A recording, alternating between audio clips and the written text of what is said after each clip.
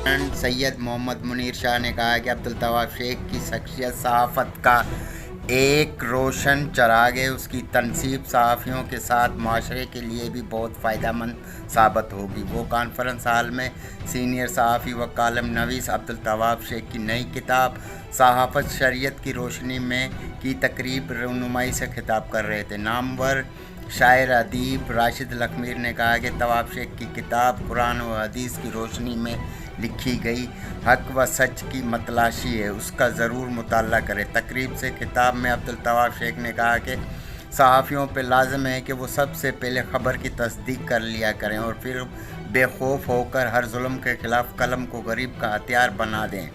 Second press club के सरपरस्त आला Rao Abdul mannan ने कहा कि इस किताब का मरकज़ी तसव्वुर सहाफ़त और कलम से शेख साहब की मोहब्बत की अलामत है। प्रेस क्लब के सदर मोहम्मद सदीक मंगियों ने कहा कि माशरे के नासूर बनने वाले अनासर को बेनकाब करना सहाफ़त की भारी जिम्मेदारी है।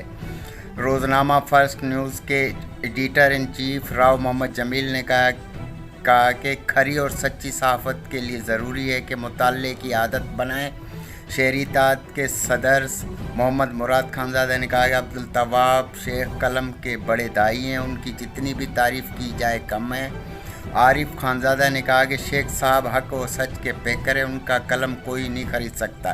तकरीब से माणकमला, अली नवाज़ डायरी, मोहम्मद मलूक उन्नड़, आजिज़ जमाली, मीर मोहम्मद कीरियो ने भी खिताब किया, जबकि ज़फ़र राजपूत ने कलाम पाक और